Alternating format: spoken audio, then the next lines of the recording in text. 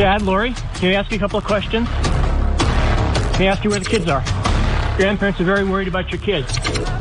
Lori, everybody wants to know, what happened to JJ? Are the kids okay? Just answer the question. We loved Lori. I'll tell you that right now. She was a good mom. She was a wonderful mom.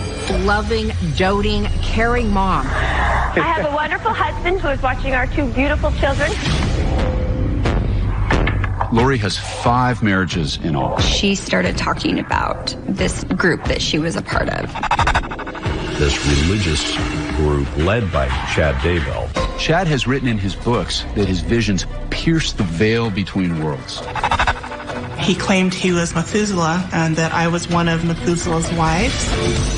He talks about visits from evil spirits, from demons, the end of the world. Her husband Charles said it got stranger. Body camera video showed 4th husband Charles Vallow basically telling police that he feared Lori had lost her mind. She said, "You're not Charles. I don't know who you are, what you did with Charles, but I can murder you now with my powers." Charles called and he said, Lori's gone crazy. An investigation spans multiple police departments, different states, and 5 deaths. Chad's former wife exhumed. Police end up looking on Chad's property. This is a case involving zombies, evil spirits, 2 missing children, and a gravedigger's wife.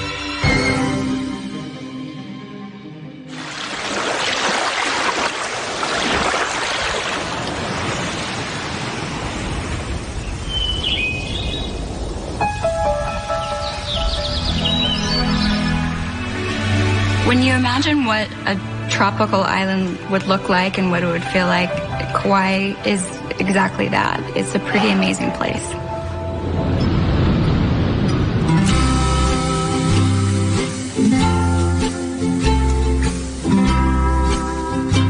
The wedding between Lori and Chad Daybell was in Kauai. That's right.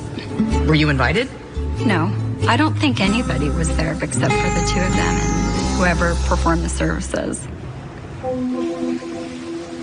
The photos are great, but the one thing you notice about them is it's only the bride and groom. 7-year-old son JJ is not there. Neither is 16-year-old daughter Tylee.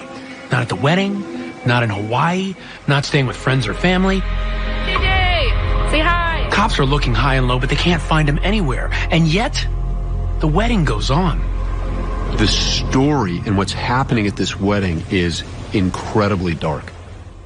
The urgent search for those missing Idaho siblings. Officials say the kids have not been seen since September. Good morning, Tom. This is really a mysterious one.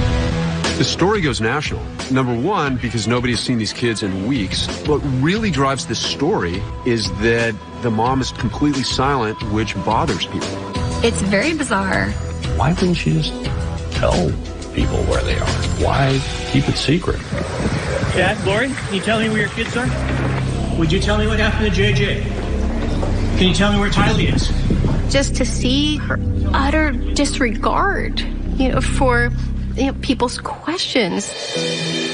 With Lori silent, we reached out to her family to see if they could shed any light on her behavior or the whereabouts of her kids. They agreed to sit down with us early on in the investigation. At the time, they painted a radically different picture than the one the public was seeing. Take 2. Well, I'm Janice Cox and I'm Lori's mother. And I am very much appreciative of an opportunity to say what I know to be true about Lori. She's beautiful, she's sweet, she's kind, she's generous to a fault. Lori and Summer both took dance and they both ended up being cheerleaders. They both love sports. They both played on the softball team that I coached, our church softball team, for 3 years. Lori was the pitcher and would never let me take her out. It was really sad. She became a hairstylist because she loves help making people look more beautiful. But the most important thing to me is the kind of mother she is, the way she dedicated herself to her children.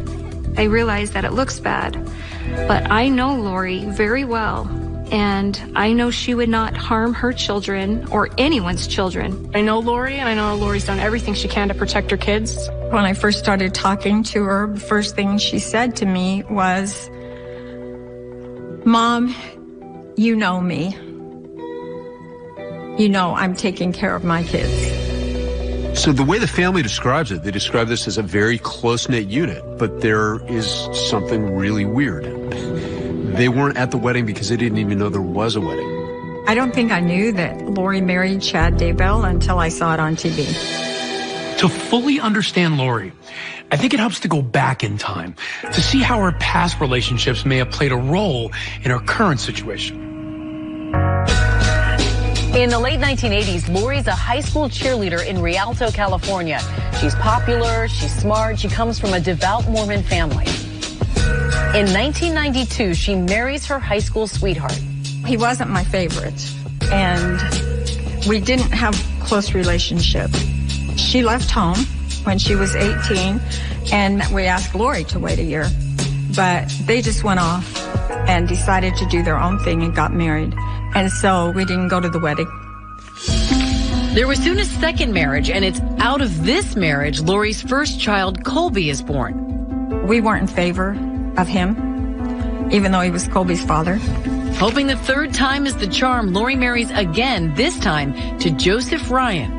You know, they caught people's attention because they were beautiful, they were magnanimous, they were both extroverts, they were, you know, just kind of larger than life. One reason Lori had wanted to get married was to have another baby.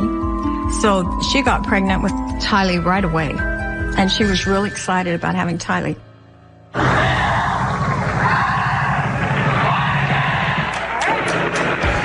It's during this time Lori makes an appearance on the game show Wheel of Fortune. Gopher, Doc, Isaac, and Captain Stubing. Yeah! And in that clip, Lori describes married life in glowing terms. I have a wonderful husband, Joseph, at home, who is watching our two beautiful children, Colby, who's 7, and Tylee, who is 1. Yeah, what do you guys like to do for fun? We like to play all kinds of sports on our 3 acres. Okay, sounds like you have a nice life there. We do. Congratulations. Thank you. And here they are, your contestants for Mrs. Texas 2004. Contestant number 4, Lori Ryan. Lori does not lack for confidence. She was bold enough to get up on stage at a Texas beauty pageant. She is Mrs. Hayes County. Her husband's name is Joseph. They've been married for 3.5 years, and they have 2 children. In 2004, Lori was recruited to do the pageant, and she worked really hard to get in perfect shape. I don't know really what prompted her to want to do the pageant, other than it gave her kind of an outlet. And she thought that might help her marriage at the time. Lori does have stage presence. She's very poised. She did everything beautifully. Tell us who you are. What makes you tick?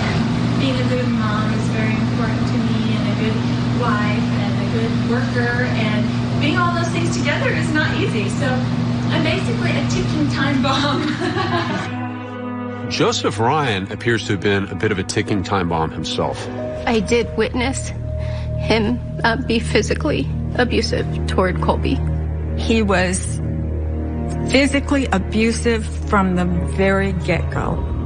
Now that Wheel of Fortune clip we saw Lori in becomes a lot more interesting because we're able to see how she can portray this illusion of happiness even when her marriage is falling apart. The marriage implodes under allegations that Joe Ryan abused both children. Those allegations were investigated but never substantiated. This custody battle drags on for years. How you guys doing? Enter Alex Cox, Lori's brother like no other. I found out Christmas is wrong. Jesus was not born in Bethlehem. He was born in El Salvador. Alex Cox has showbiz aspirations, doing cartoon voiceovers as well as comedy on stage. I haven't got a Wickazine Wabbit's license. He will play a pivotal role in Lori's life. Alex is a key piece to a puzzle that will take investigators months to put together. I'm Alex, and I'm going to be Looney Tunes. Tell me what your impressions of Alex were when you met him. My impressions of Alex was that he was a little off and lacked social skills, or just maybe didn't really connect with people. I think that's all. What did he tell you about Lori's husband, Joseph Ryan, Tylee's dad? He had told me that there had been some allegations of abuse, and that he kind of took it upon himself to protect Tylee and Colby, and that he had attempted to take Joe's life. Alex got into it with Joe Ryan in a parking lot and assaulted Ryan with a taser in the heart. Alex winds up serving time for aggravated assault. It's another failed marriage for Lori. Enter Charles Vallow, a man who will eventually become husband number 4. It's interesting to note Lori's early marriages didn't last very long, but it didn't sour her on the institution of marriage either. I don't know why Lori's been married so many times. I think she has always worn her heart on her sleeve. She thinks that she is trying to help people when she marries them. Can Charles make Lori happy? Can anyone make this mother of 2 happy? It's like the old adage. Mama ain't happy, nobody's happy. Married in Las Vegas. Charles Vallow, to me, was the best of Lori's husbands. They had been dating, and we all liked him. I felt like he was a great husband. I felt like he adored Lori and that he would go out of his way to make her comfortable, to make her happy. After the wedding, this couple bounces around for a little bit before finally settling in Arizona. Charles and Lori came in, and I thought, well, those are the beautiful people. Lori's protective brother, Alex Cox, also likes Charles. And Charles and Alex were very good friends. They laughed over everything together. Charles loved Alex, and Alex loved Charles. Charles was doing okay for himself professionally. He was a managing partner in a financial investment firm, and he was making $20,000 a month. Money was very important to him, and he was very showy. The big cars, the big trips, the big houses, that was mainly Charles. Lori enjoyed those things, but to her, that wasn't as important as just having a happy family. Happy family. This is a family that blends Lori's daughter Tylee and their adopted son JJ under one roof. Tylee's the dearest little girl. You need someone to cuddle with, but you don't have a significant other? Worry no more. She has tough exterior, but she's got a marshmallow heart. How would you describe the relationship between Tylee and Lori? Lori was who Tylee really loved, and I think she looked up to her mom. Most everyone we speak with depict Lori as a loving, doting, caring mom who will do anything for her kids. JJ is my biological grandson via my son, and Charles is my brother. Charles and Lori adopted JJ, and they let us maintain the grandparents' role. We loved Lori. I'll tell you that right now. I told everybody. She was a good mom. She was a wonderful mom. He was so fast. He was the fastest little kid I've ever seen. She was a great mom with a special needs child who she took on as her own. Yes. After they started seriously dating, she talked to him about our religion, the Church of Jesus Christ of Latter-day Saints. And she's been a member her whole life, and we all were. He ended up joining our church. What happens in this marriage is what happens in most marriages. There are good times and bad times. There are financial ups and downs.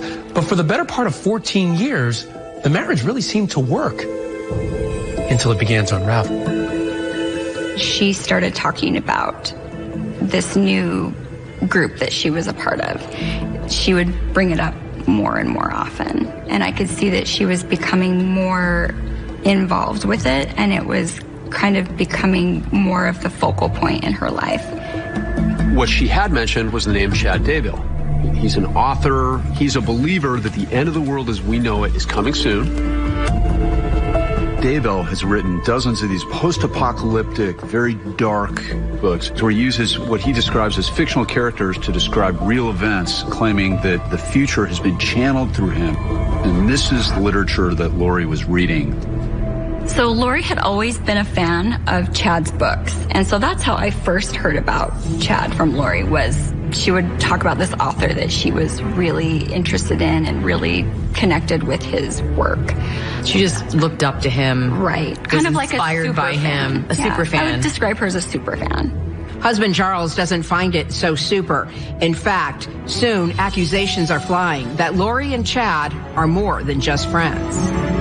I know she did tell me one time that Charles was accusing her of having an affair. She said it like this. She said, he's accusing me of having an affair with Chad Daybell. Affair or not, Lori is certainly embracing Chad's teachings, as does Lori's brother Alex Cox. They go on a recruiting trip to spread the word according to Chad.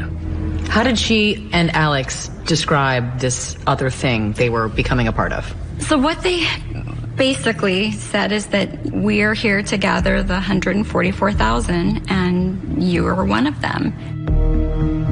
Did she explain what the 144,000 was? I'm pretty familiar with Revelations, and so I knew what she was referring to. These are the people that will be here at the second coming. It was just too far out there for me. It wasn't something that connected with me on any level. Is it fair to say that Lori had a fascination with death? I would say that's pretty accurate. I think even before she started to exhibit changes in her personality, that was something that was always very interesting to her. At any point when she's talking about all of this, are you thinking in your head, I need to distance myself from Lori? I did feel that way. The Vallows marriage continues to spiral, only this time it's Lori throwing out the accusations.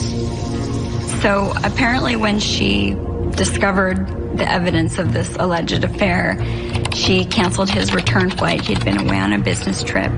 She and another friend took his truck that was waiting at the airport from the airport and hid it, and took all of his clothes and just threw them away. She told you she took revenge on Charles. She did. Charles Vallow alleges his business bank account has been drained as well. And that's when cops get called in. Why don't you come over here? Police body camera video shows Charles basically telling police that his wife has lost her mind. She took all the money out of her bank account today. Wait, what did she say yesterday? She said, you're not Charles. I don't know who you are, what you did with Charles, but I can murder you now with my powers. So she's speaking as a spiritual being. Is she on any medications? No, she won't do medications. Has she been to the doctor? No, she won't go to the doctor because she's a translated being, and they would find out she's translated. She cannot be killed. She cannot die. And that's what she thinks? Yes. Lori tells you, I believe, that she is a translated being. Did she actually use that phrase with you? She had told me that she was a being that had lived on several worlds. Sounds like she's describing herself as a deity or godlike. Exactly. It was very much like a self-deification, elevating herself above everybody else. So the next morning, Charles called real early in the morning, and I answered the phone, and he said, Janice, Lori's crazy. She's gone crazy. Charles gets a court order to have Lori committed for a mandatory psych evaluation at a mental health facility. But a few hours later, she's discharged. Charles is desperately trying to get the Cox family to see that something is not right with Lori. When this situation doesn't improve, he takes his problems to an attorney. I've been a divorce attorney for 30 years, but I've never had anybody that came in that was this specific, that said, I'm afraid I'm going to be murdered, and this is who's going to do it, and here's why it's going to happen. Charles makes that same claim in his divorce filing and also reports it to police. He told me that Lori told him that she was going to have him killed, that he was in the way, and that she had an angel that would dispose of his body after that took place. And Charles was very adamant with me that he wanted to make sure that I let everybody know that if he was killed, Police Department, that it was Lori who did it. It wasn't that long ago that the Vallows were deeply in love. After a brief but failed attempt to reconcile, Charles now has two problems. Number one, Lori doesn't love him anymore, and number two, neither does brother Alex. What is the emergency? I shot my brother-in-law. The reason Charles Vallow goes to the house that day, to his estranged wife's home, is to pick up his son JJ to take him to school. Now, Alex Cox was there supposedly to make sure this handoff went smoothly. It did not go smoothly. Was he armed also, or just? Yeah, he came at me with a bat. Anyone been drinking or doing drugs or anything today, or no? I don't know, but I've never seen him that enraged before. Okay, what part of his body is injured? In the chest. Okay, is he awake and responsive or unconscious? Unconscious. The 911 operator instructs Alex Cox how to do CPR. Make sure you're still pressing down at least 2 inches into his chest, and it comes up with each compression. 1, 2, 3. And you hear this heavy breathing on the phone. 5, 6, 7, 8, 9, 10.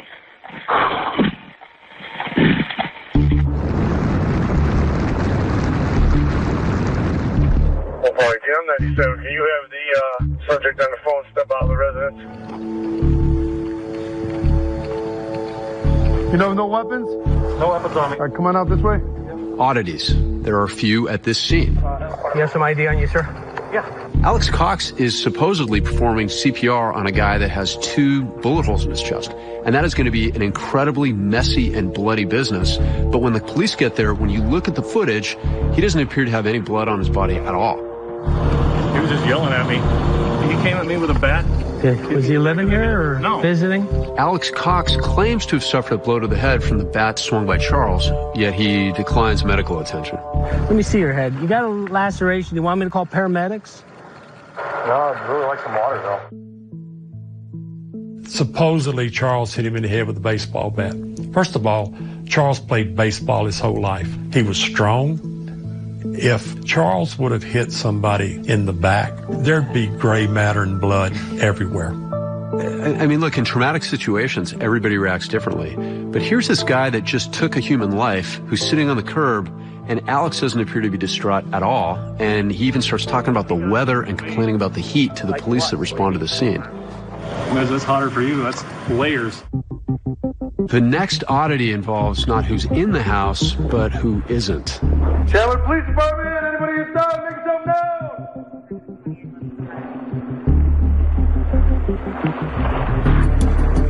known. No, I think she's taking her son to school.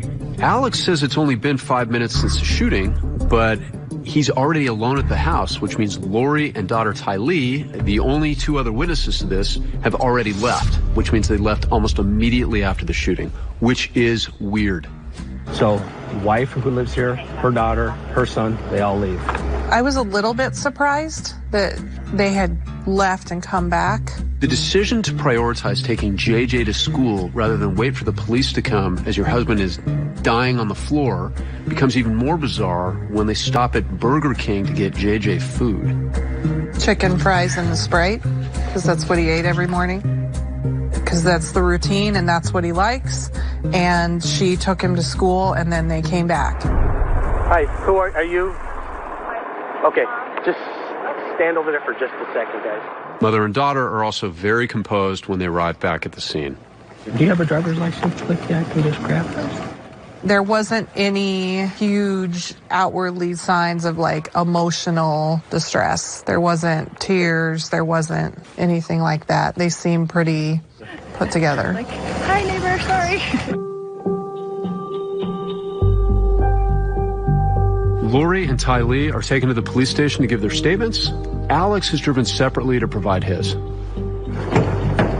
handles on the inside? Yeah, no, that's how those police cars are, you know? When detectives are finally able to sit all involved down at the police station, this trio outlines the story of self-defense. That morning, and that Charles came over and took JJ out to the car, ready to go to school. According to Lori, this squabble begins over a cell phone. Charles gets outside and realizes that he's left his iPhone inside the house, so he goes back in to retrieve it. Charles's cell phone was on the kitchen counter, so she had retrieved the phone, and that's where the argument ensued. She describes him as being extremely angry, never seeing him like that, and that she's now wanting to know what's on the phone that he doesn't want her to see. Tylee came from the bedroom with a bat and basically circled around them and is standing next to Mom. Alex says that Charles ripped the bat out of her hand. He said that he saw Charles basically go forward towards Lori and Tylee, and that's when he grabbed him from behind and they basically pulled him back and they ended up on the ground.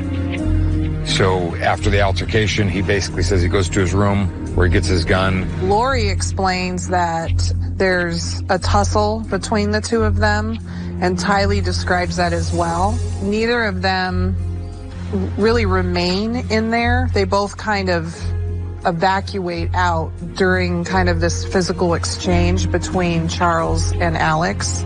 Lori directs Tylee basically out because JJ's outside. He tells Charles to drop the bat. Charles basically says, what are you going to do? And he said Charles just kept coming with the bat. Alex says he shot him in self-defense. And he said, I didn't have any other choice. That's what he told me. I said, how are you feeling?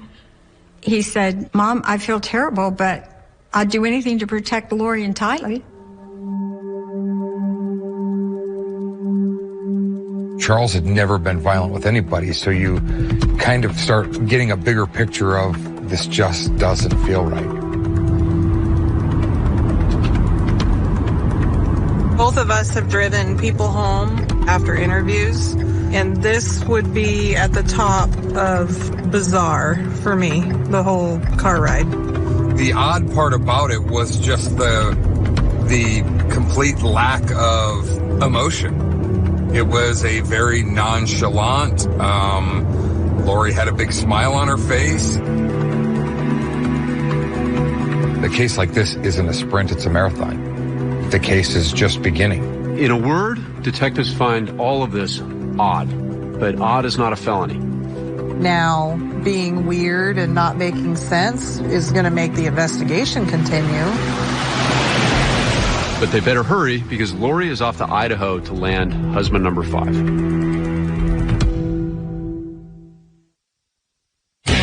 T-Mobile is upgrading its network at a record. Last name is Vallow. Copy, several gunshot wounds. He was able to see his own demise. You lost your brother. Yes. He and I were extremely close. We don't know what JJ saw. We don't know what Tylee saw. I am Tylee's aunt and Joseph Ryan's sister. As Tylee's advocate, I need to chase down the truth. I need to turn over every rock I can possibly find. When we were finished with the search warrant and we left, that's the last contact that we've ever had with them. Yeah. They've never called, asked questions. Charles Vallow told me that he had $1 million life insurance policy on his life. Lori Vallow was the beneficiary. The wife just showed up. And when we have allegations here that Lori was directly saying that she was going to murder Charles, that's a problem. The next time I talked to Charles, he told me that he had changed the beneficiary to Kay Woodcock, his sister, because he trusted her to give the money to JJ. The party's over. Lori didn't know that he had removed her from the policy. After the shooting of Charles, Lori did just, up and move to Idaho pretty quickly after that. We know that the landlord asked her to move out by the end of August, and now she didn't have her meal ticket or the $1 million.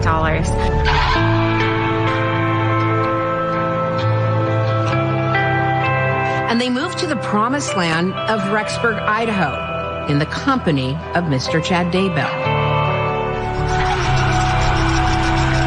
Rexburg has always been a strong, faith-built community, very trusting, where neighbors love each other. The Church of Jesus Christ of Latter-day Saints is very large in this area. And Rexburg is once again one of the safest communities in Idaho. If Lori had designs on Chad, things are about to get really interesting when she moves to Rexburg, because Chad is married to someone else. Facebook photos show Chad and Tammy as a happy couple. Chad and Tammy moved here about 5 or 6 years ago with their family. In his memoir, Living on the Edge of Heaven, Chad Daybell describes being called to Rexburg. He writes, "A voice said, moving to Rexburg will be a tremendous blessing on your children and your grandchildren." What I remember of them is a perfect couple. Good mom, good dad, good kids. Tammy is a real spitfire, though. She had a mind of her own, and she was not one that was easily walked on. Chad Daybell and I served as missionaries for the LDS Church back in the late 80s. Chad was the most humble missionary that I ever knew.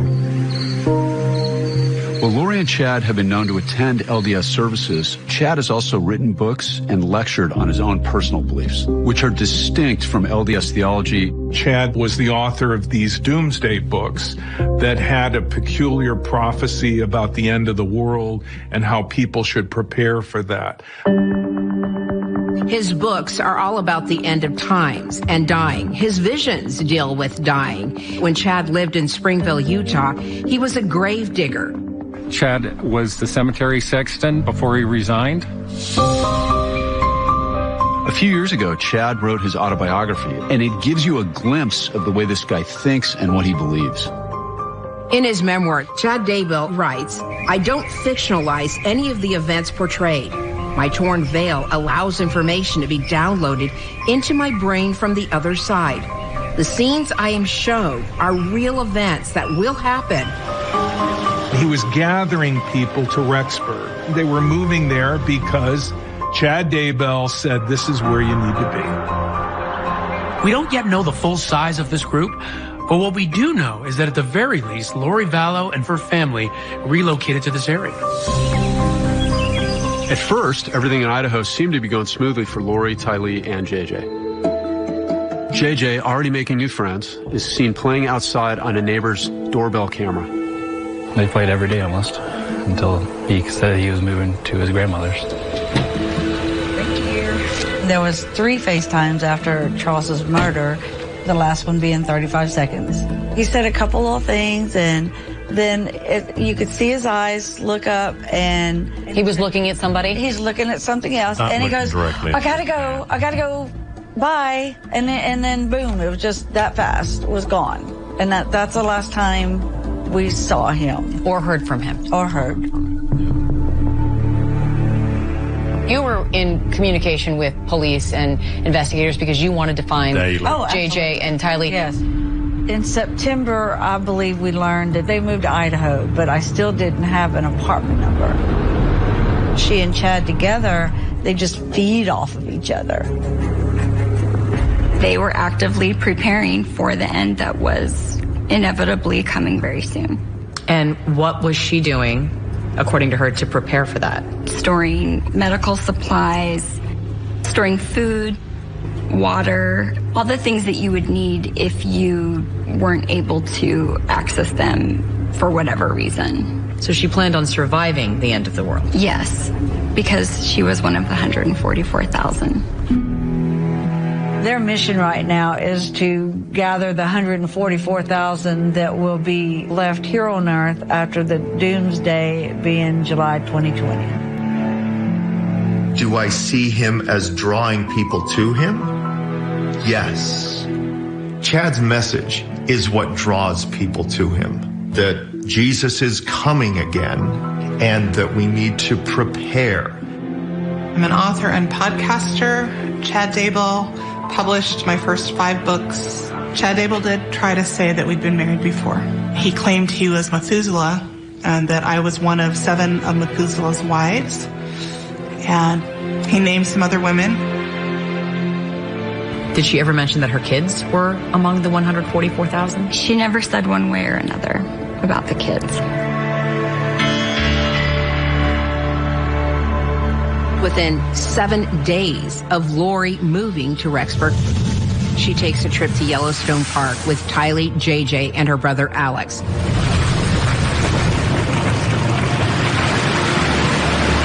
Authorities say no one ever saw Tylee again after that point, after that very last photo with Alex and JJ.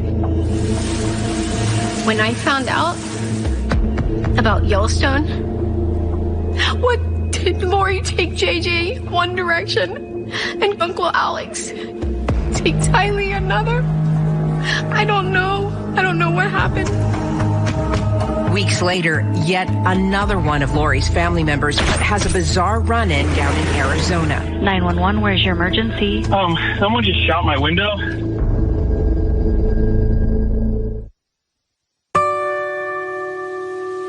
Alex's curious connection to all this, and you've got a lot of drama, especially when police are called in to investigate a 911 call involving yet another family member.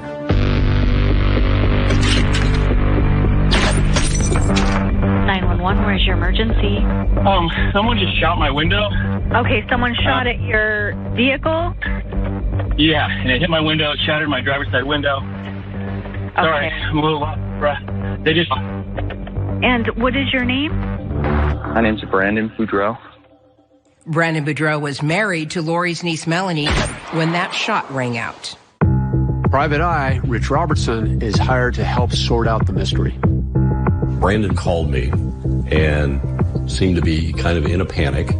He was obviously agitated, and he just started spewing out all this information about being the target of a shooting and just a crazy story. I wasn't sure what to make of it. Brandon told me that as he pulled up near his house toward the driveway, he recognized the Jeep that was sitting in the street with Texas license plates, and he thought he recognized that to be the Jeep that Charles Vallow had. Charles Vallow did indeed own a Jeep Wrangler that was registered down in Texas, but dead men don't drive. So who was inside the Jeep? As he approached, he saw what he believed was Alex Cox reach out the back of that Jeep, the window where the tire had been removed, and shot at his car. Alex Cox, as in Lori's brother, a man who's already shot one, assaulted another. Could this guy be a drive-by shooter as well? It struck the frame on the window on the driver's side just over his head. As soon as that hit his car, he just accelerated and got past the Jeep to try to get away from it. Alex just is straight up and admits to anything. He's just a man of truth. And I remember having that uncomfortable, question that I go to him with, did you take a shot at Brandon? And he said no. He joked about it. He's a comedian. And he said, Melanie, me in a recognizable car with, right across the street, I'm a great shot. It didn't add up. One thing Alex was not was a liar. Alex was very honest, and Alex would always say, if you called him on something or asked him if he did something, he immediately owned up to everything he did wrong. Police say there's no denying that a bullet was in fact lodged in Brandon's vehicle. But why would anyone want to kill him? In court filings, Brandon says he can think of a million reasons. Brandon believed that if there was a motive to kill him, it would have been for $1 million life insurance policy that he had, which Melanie would have been the beneficiary. It's just not true. It's just a fight of trying to make me look bad and accuse me of things I haven't done. Police haven't announced one way or the other who was the shooter that night. And Melanie denies having anything to do with the shooting and has not been charged. Brandon knows me and knows I wouldn't do that.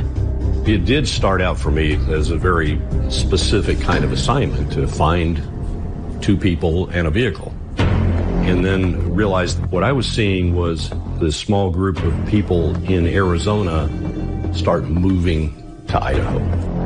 And in Idaho, there will be another spouse on the wrong end of a gun. And a fateful call between Lori and Chad. You know, glad you called. Yeah.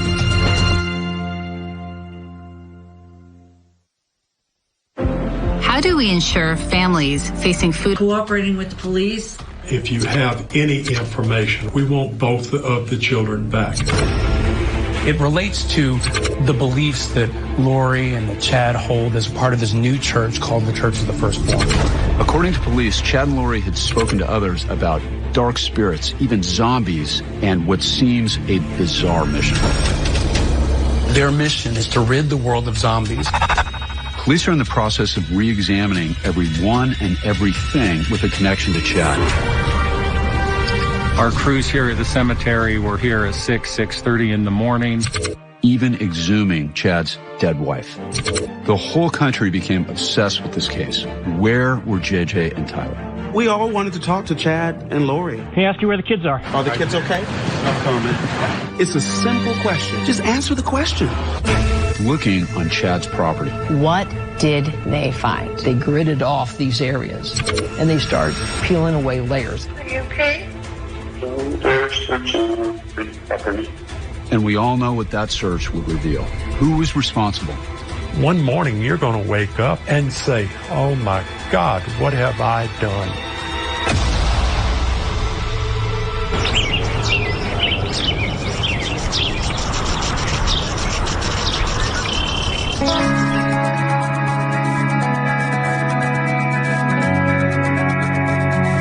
Rexburg is a beautiful, safe place. As safe as any city built near an old volcano. Its motto is America's family community. And this is where Chad and his wife Tammy are raising their family. And then Laurie came to town. Maybe an eruption was inevitable.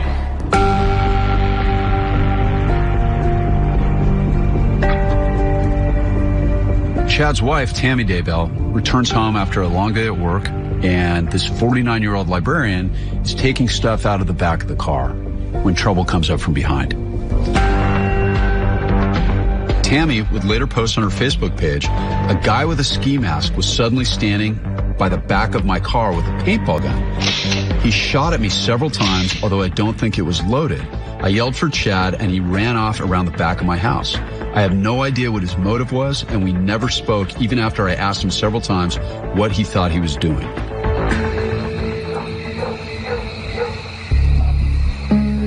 So Tammy Daybell stares down the barrel of a gun and manages to survive. But just 10 days later, she winds up dead. The obituary says that she passes away due to natural causes, but at the time, she's actually training for a marathon. It's hard to accept her death. I don't believe it. Husband Chad declines an autopsy before Tammy is buried in Utah, and he receives a $430,000 life insurance payout. I did see Chad that morning, and he receives a $430,000 life insurance payout. I did see Chad that morning, and I don't know how he was grieving, if he was. I do know that he didn't show a lot of emotion. Honestly, I think if I were 49 years old and my wife died unexpectedly at night, I would have asked for an autopsy just to see if there was some medical reason that might be passed on to my children or whatever. But I don't know why that wasn't done. I think that is very unusual and causes suspect. It seems like everywhere Lori is, people are either dead or missing. Yeah. Kay Woodcock and her brother Charles were pretty close. They shared a lot of things, including his online passwords. I worked for him a little bit, so he gave me all of that information. In a way, it helped jumpstart an investigation into what happened, correct? You saw some things on a computer? Yes. And what did you see? I saw emails. That email account was linked to the Amazon account. Lori was ordering from the Amazon account still. So I clicked on those and boom, there I see the address they're at in Rexburg, Idaho. Apartment number, everything. The online information that Kay finds is key because now we have an address to where Lori is and a door for the cops to knock on. It also reveals something else. Lori purchases a ring on Amazon under Charles Vallow's account, a wedding ring. And it is this ring that turns up in her wedding photos to Chad Daybell. How does a mother who, up until seemingly a few months ago, loved her children, seemingly would do anything for her children, how does she do a 180 like that? I think that she and Chad together have just, that like they just feed off of each other. I know she knows right from wrong. Just admit that, Chad. And the notoriety. Just admit that, Lori. This is nothing about religion. There's no way you can make me believe that in their heart, they honestly believe this BS. One morning, you're going to wake up and you've got to look at yourself in a mirror and say, oh my God, what have I done? That day is coming sooner than Lori and Chad know.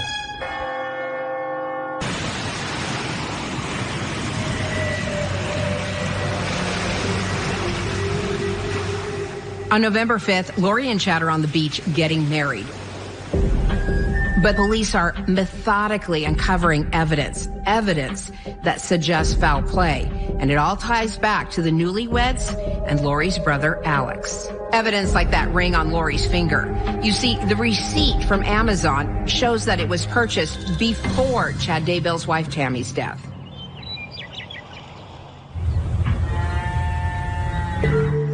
After the wedding, the couple returns to Rexburg, Idaho, but the honeymoon is officially over the moment detectives show up to conduct that welfare check requested by the grandparents. And that's when things really started getting weird.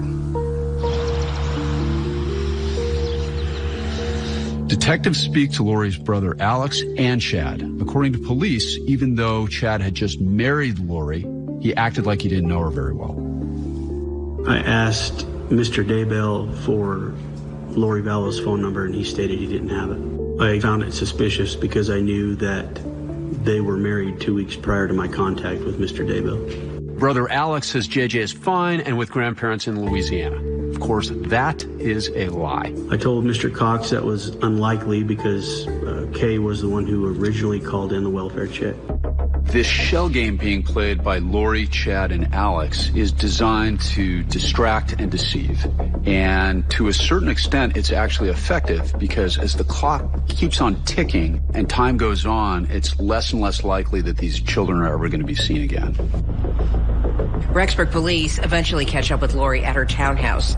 And when she's talking with them, she allegedly lies, telling them that JJ is with her friend Melanie Gibb, when in actuality, Melanie Gibb has no idea where JJ is. According to Rexburg police, once they leave, Lori doubles back and calls Melanie Gibb.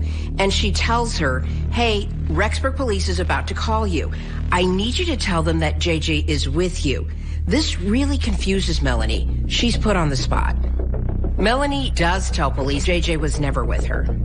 With police closing in, Chad and Lori take off the very next day and they head back to Hawaii. Alex, on the other hand, goes in a completely different direction. He decides now would be a great time to attend a wedding, his own. He picks up his girlfriend, Zulema, and they head off together to Las Vegas.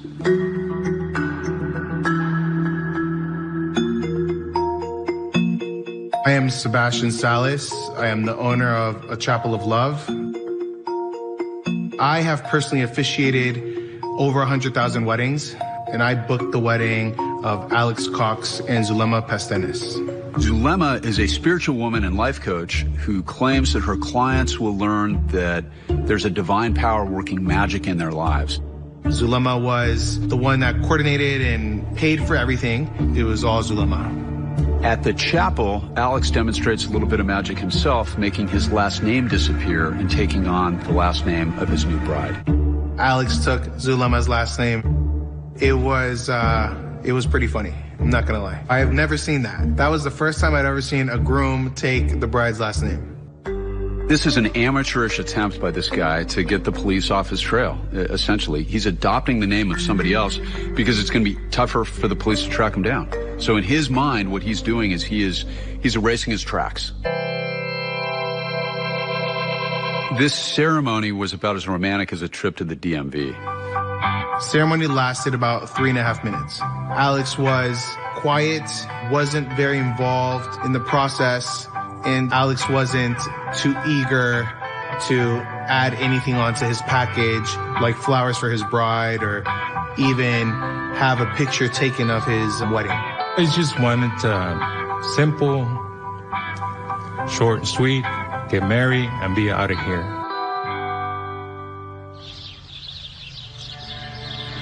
The couple returns to Arizona where the newly minted Alex Pastenes begins his new life. Meanwhile, Chad and Lori are secluded in Hawaii when they get a call from their friend Melanie Gibb. Now, Melanie has questions and Melanie wants answers. So she comes up with this idea to call Lori and record her and get her to admit that she asked Melanie Gibb to lie. The audio from that phone call is later released by authorities. Hello, sweet Melanie. Hi, Chad. Hey, Lori. Melanie's a little awkward. She doesn't know how to confront Lori, but she says, hey, I want to talk to you about what you asked me to do the other day. I want to talk to you about that lie. Well, I was wondering why you told the police why he was with me. I just needed to have somebody that so I wouldn't have to tell them where he really was, because they were going to tell Kay where he is. Is JJ safe? He is safe and happy. In the phone call, you get a little bit of insight into Lori's world. You're either for her or you're against her. And once Melanie Gibb starts questioning Lori puts her sort of in this category. You're against me. Never had any idea that you would be the person of all people to turn to me. I cannot believe. I am asking questions, and I am concerned for you. That is what somebody does when they care. You don't sound like you're concerned. You sound like you're accusatory. You do not sound concerned. You sound pissed off. Rexburg police at this point take a trip down to Utah to this cemetery where they're going to exhume the body of Tammy Daybell. They're in the process of re-examining everyone and everything with a connection to Chad. It was kept quiet. It wasn't a media circus. It was very quiet. Our crews here at the cemetery were here at 6:30 in the morning. There were no onlookers, with the exception of a dozen people from the attorney's office, Rexburg Police Department, several people from the coroner's office. Everything was photographed, and believe it or not, Tammy was back and buried within 6 or 7 hours that same day. It's interesting that Tammy used to sell cemetery plots out here and keep the records of the cemetery, and now we're here doing an interview. It's kind of mind-boggling if you really want to think about it a little bit. One day after the exhumation, there's a 911 call, and once again, it involves Alex Cox. 911, where is your emergency? I have a older male here named Alex. I think he's passed out. It's really bad. Come upstairs, in the bathroom.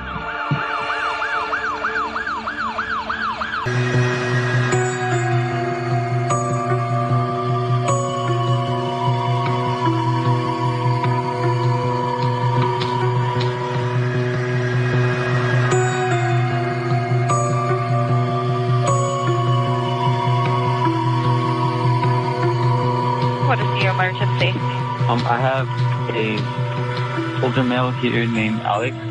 He just passed out here on my bathroom. Till death do us part came a little earlier than expected, and just 2 weeks after getting married, Alex Cox collapses in the upstairs bathroom of his new bride's home. Zulema's 25-year-old son, Joseph, calls 911. Is he awake right now? I think he's passed out. Okay, you think he's unconscious? Yes. And now the tables are turned. Instead of Alex dialing 911, a 911 phone call is actually being placed about him. Yo, Alex. He's not breathing. Zulema's son is seemingly unaware that Alex is now his stepfather. Do you know him? No, it's my mother's boyfriend. And he doesn't even know Alex's last name. Alex's last name?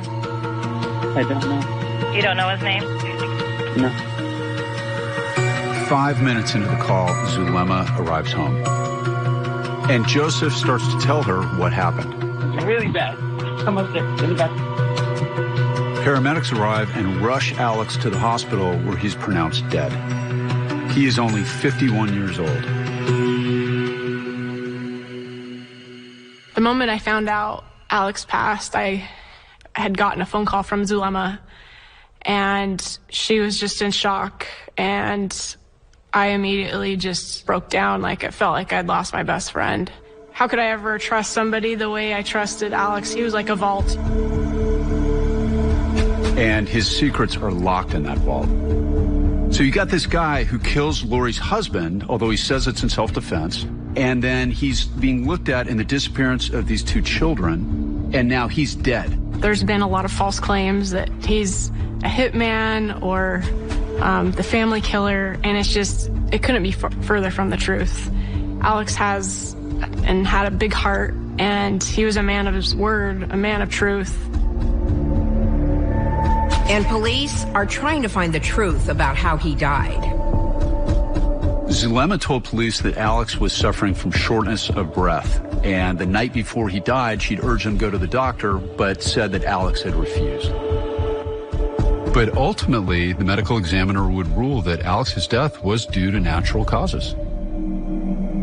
Alex is a mystery in life and in death. In fact, his own mother didn't even know he died for 7 days, and then we learned later that she didn't even know he'd been married. Sadly, regarding Alex and Zulema, I didn't know they were married until after he died. I didn't know that they had moved back to Arizona. About Alex's death, we had him cremated, which were his wishes, and we had a service for him. And we didn't invite anyone to his service that believed he was a murderer. So it was a very small, precious group of us who loved him.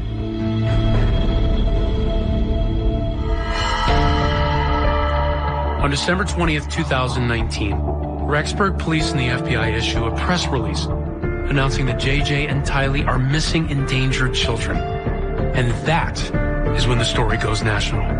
Now to authorities intensifying their search for two missing children in Idaho. First two missing children and now their mother and her husband are both believed to be on the run.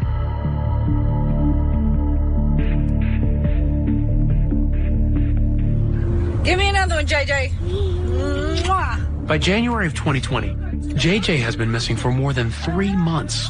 Larry and Kay turn to the public for help. The grandparents of a missing Rexburg child have upped the ante in the search to find him and his sister. They hold a press conference and they announce a $20,000 reward for any information that will lead to finding JJ and Tylee. If you have any information whatsoever, please call the authorities. We want Lori to please start cooperating with the police. But she's not going to start cooperating, so the police are going to have to force her.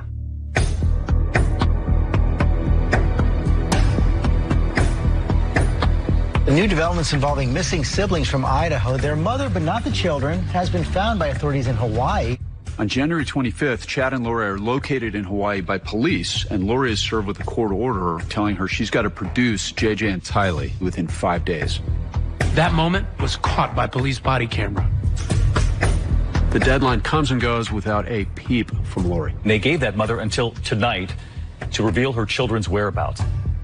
But Lori fails to produce the kids. And the mystery continues.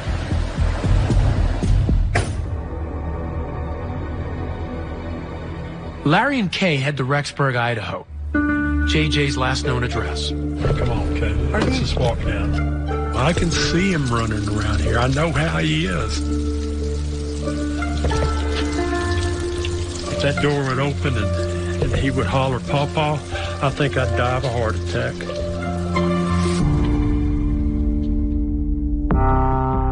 East Idaho News obtained surveillance footage from a storage facility in Idaho. It shows Lori and a man who looks a lot like Alex making multiple trips to the storage locker in the weeks after JJ and Tylee disappeared. Police search the storage locker and they find a scooter, they find a backpack with JJ's initials, and they find a photo album with photos of JJ and Tylee. What did you think when you saw that? It was like somebody reached into my heart and stomped on it. It was like a kick in the gut. Jen, Lori, can you tell me where your kids are? Lori and Chad go on with their lives. Our producer spotted them on their way to church services. Would you tell me what happened to JJ? You know the grandparents are very worried. The couple doesn't seem too concerned about the outrage that they're enjoying life in paradise while Lori's kids are missing. Lori, tell us where your kids are. Everybody wants to know.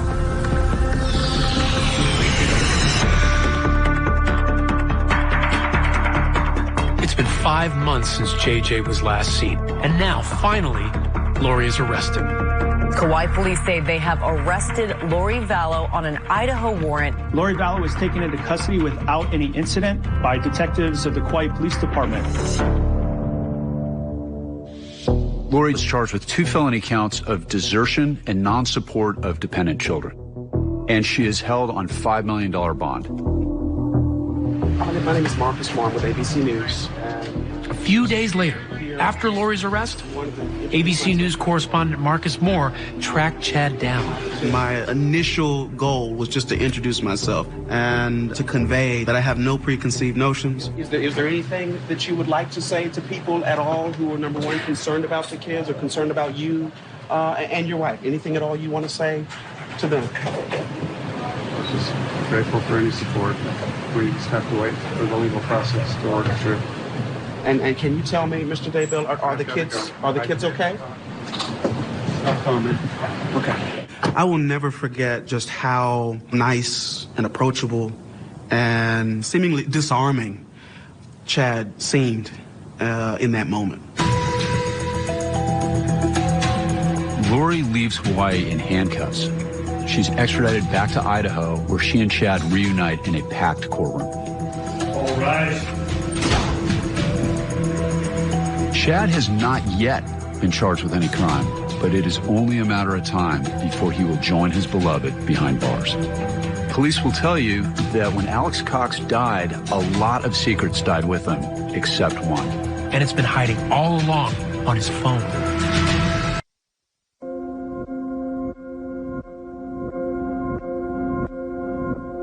We've been covering this story for so long, and throughout every iteration, the question always remained the same. Where are the kids? I think for the public, they wondered, why were Lori and Chad allowed to walk free for so long? And now we finally understand why. Investigators needed time. When you look at the affidavit, you see how much work they put into this to try to piece it all together. Is that standard to let people go about their business while the investigation's underway, even if they think murders took place? Yes, and mainly they let that happen because they'll make mistakes typically along the way. They'll make phone calls. They'll go bury something. They'll get rid of a piece of evidence. Investigators were able to put together a timeline of sorts. So give us a sense of what law enforcement now believes happened. So what happened is that local law enforcement got the FBI involved, and rightly so. They bring a lot of support to a case. And there is a team or a unit in the FBI called the Cellular Analysis Survey Team. Now what that is that they are very good at precisely marking where your phone has popped up. And it's actually so good that they can put it roughly about 20 feet from where you are. So it's really cool stuff. And so that cell phone location allows for police to really put the pieces of the puzzle together. You can place Alex in Lori's apartment at wee hours in the morning, and then the next thing you know, a few hours later, Alex's phone pings behind Chad's house. It allows investigators to understand where that phone was traveling and then extrapolate from there. Now, you can't say this was Alex the entire time with this phone. You don't know that for certain. But when you start adding it up, you say, this is his phone going from place to place. Then the phone goes back to his apartment. And for investigators, it leads in others to say, who else could have done this?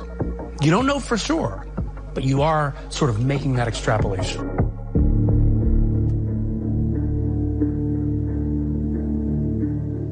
Tylee, the last she's seen is on September 8th. She disappears. Alex goes over to the apartment early morning hours of September 9th. This evidence is fascinating because it's the only time that Alex's phone is at any period in time in Lori's apartment between the hours of midnight and 6 a.m. Then at about 9:30, the phone pings from Chad's property towards the East End. Then there were the text messages from Chad Daybell at around this same time, correct? Right. According to the affidavit, a short time perhaps after Alex had left the property, Chad then texts his wife, Tammy Daybell, saying, hey, there's something interesting going on back by the pet cemetery. There was a raccoon, and I had to end up shooting it, and then I buried it in the pet cemetery. He also mentions burning some stuff in the fire pit. I think he made an excuse that it was going to get wet or whatever, and he wanted to get rid of it. Was there ever a raccoon discovered buried on Chad Daybell's property? No. Let's talk about Lori. About 2 weeks later, September 22nd. What is she saying, Ryan, to her friends at this point about her children? Well, she's talking about JJ, and she's frustrated. She allegedly mentions to her friends that she thinks JJ has become a zombie.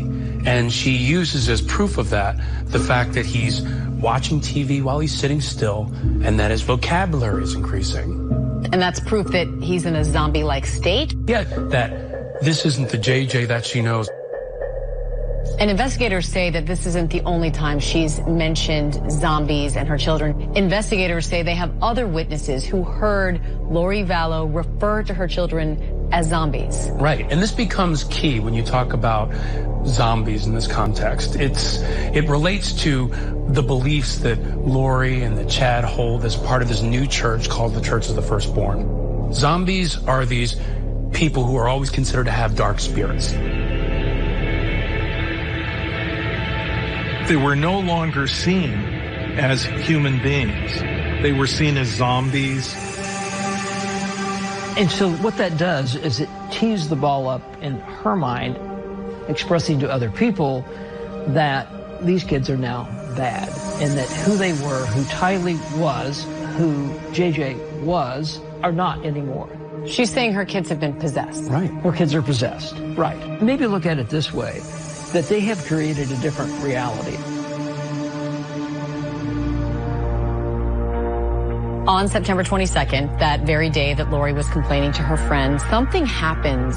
Alex comes over, yes? Alex comes over to the apartment. He takes JJ. He has him for a while, brings him back early that evening. There were house guests there.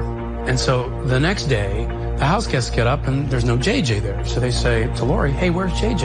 And Lori allegedly tells the house guests that JJ was acting up. So Alex came back over and took him back in the middle of the night. And then JJ is never seen again. And in this particular story, investigators were able to use Alex's phone again to retrace where he actually went during that period of time. Alex is only seen from his phone in the month of September as being on Chad Daybell's property 4 times. 2 times he's indoors, inside the property. But on the 9th and the 23rd of September, he's outside in the backyard, according to that phone signal. And those are the only times. Yep. I think one thing that makes this case difficult for investigators is it's hard to know exactly who did what. The signals will tell you where certain devices were, but what's been probably very difficult for investigators, and especially prosecutors in this case, and when people look at this and say, well, why aren't there murder charges? Because you don't know exactly who did what. Who was involved in actually laying hands on these children? That search warrant was executed at Chad Daybell's house. What did they find? Yeah, Daybell. I wanted to kind of go through what happened on June 9th. That search warrant was executed at Chad Daybell's house. What did they find? The FBI, they gridded off these areas, and they start peeling away layers. This is how you do this. You just don't start digging. It's almost like an archaeological dig to a certain extent. They removed some topsoil that was right underneath the sod, which revealed 3 large white rocks. Underneath the white rocks was some thin wood paneling. As soon as they removed the paneling, I could smell the odor of a decomposing body. It was what appeared to be a small body tightly wrapped in black plastic, covered in duct tape. The investigator immediately recognized that well could be JJ's hair. So then you move on to another section of the property where the FBI is digging. Again, I think partly based on cell site hits. And they start finding charred remains. And they did exactly the right thing, and the FBI would typically do this, is they bring a forensic anthropologist with them to the scene. There was a melted green bucket. It appeared that the burnt flesh had been placed in. Under the bucket was a partial human skull. Human remains that were later ID'd through dental records that they matched Tylee. And incredibly, while all this digging is going on, Ryan, Chad Daybell is there initially. While the search effort is happening, he's actually there watching it in real time on the driveway in his car. And according to police reports, he's just sort of there continuously the whole time watching it happen. Then at one point, he moves the car across the street to his daughter's property. And then once the remains are found, he decides that's a good time to go for a drive. And literally pulls off and starts driving. Obviously, police think otherwise, and they pull him over and arrest him. But when you think about that, this is all happening in real time, and he is sitting there watching it happen, and then leaves as the remains are found. You have to think those investigators were like, well, 2 and 2 equals 4 here. We know why he's leaving. I don't think he has any emotional connection at all what they were doing in the backyard. I think he's thinking, I'm in trouble. I gotta get out of here, I gotta run, I gotta do something, I feel remorse, I feel emotion, nothing. Yeah, but antisocial personalities don't think through all that because they don't have any guilt. You know, it's like he thinks he's slick. And that basically, okay, you found these bodies here, now prove that I killed them. And that's, you know, that is where we are at this point. How sure were they at that point that when they went digging, they were going to find those children? I think they thought they were on the money. And another reason is I think they had totally exhausted that these kids were someplace else. They clearly were not with the grandparents in Louisiana. They clearly were not with friends in Arizona or another location in Idaho.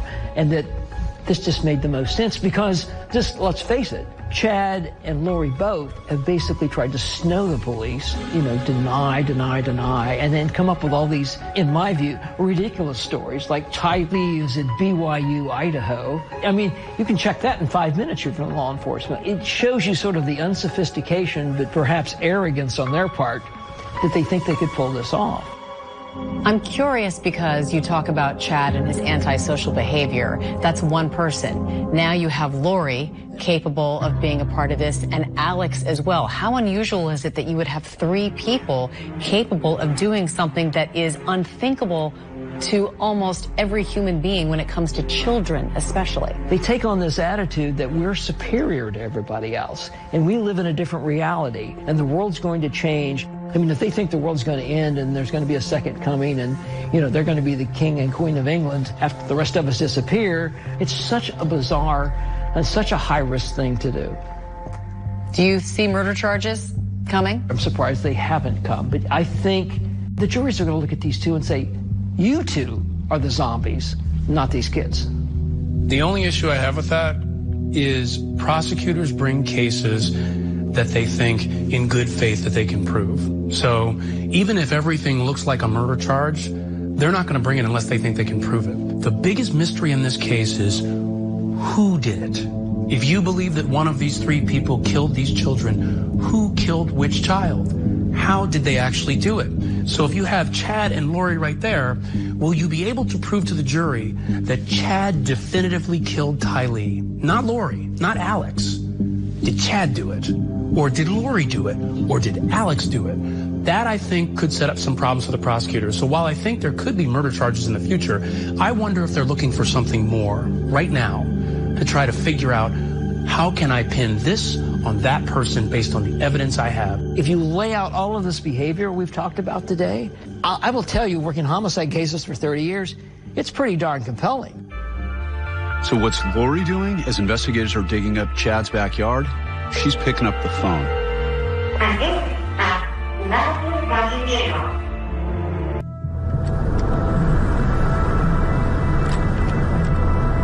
It was a year ago this month when ABC News went to Idaho with JJ's grandparents. Larry and Kate pull up in front of Chad's house. You see all this open space? What if JJ's right over there? And that actually turned out to be a premonition. Larry was right. That was almost exactly where his grandson's body would be found almost 4 months later. So as the police and the FBI are digging up Chad's property, guess who calls Chad from jail? It's Lori.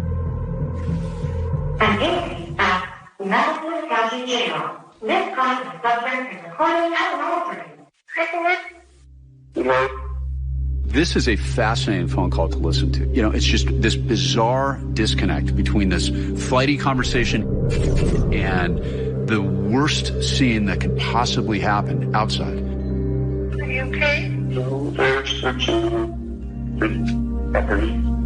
And that search would ultimately reveal the bodies of JJ and Tylee. They found Tylee in parts. She had been burned. And then they find JJ. He's wrapped in duct tape and he's bound from one elbow to the other. Are they in the house? No, they're out in property.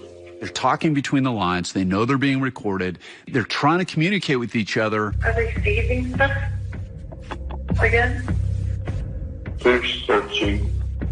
Logical. Yeah. So, we'll see what transpires. Hey. Let's think about what Chad said. This odd choice of words. We'll see what transpires. Is that how someone would react if they had nothing to hide? The FBI and the police show up at your house and they're digging holes in your backyard and somebody calls you, like, or you could be saying things like, the police are here searching my land. I can't believe they're here. Why are they here? What are they doing here? You hear Lori, her only concern is Chad. She asks him if he wants her to pray. She wants to know what she can do to help him. He tells her to call their lawyer. What can I do for you? I would call Marco. Just talk with him. I love you. Should I try to call you later? I don't know. You can try, yeah. I'll reach if I can. Okay. I love you, and I'll talk soon. Okay, baby. I love you. Okay. Love you. Good night. That may have been the couple's last phone call. Moments later, Chad is arrested. After JJ and Tylee's bodies were identified, Lori's sister released this statement. We have prayed for the truth to come to light, but we never thought it would look like this. Tylee and JJ are completely irreplaceable in our family. There are no words that can capture this loss. Words are just inadequate. Our family will never, ever be the same. Chad prophesized that the world was going to end in July of 2020. You have to wonder how Lori feels now that Chad's prediction didn't come true. The desertion charges against Lori were dropped once the children's bodies were found, but she is still facing other charges. As of this moment, no murder charges have been filed against either Lori or Chad. At the end of the day, you want justice. They seem like they would brighten the world. You know, when you look at their pictures, just for their sake, you hope and pray for justice in this case.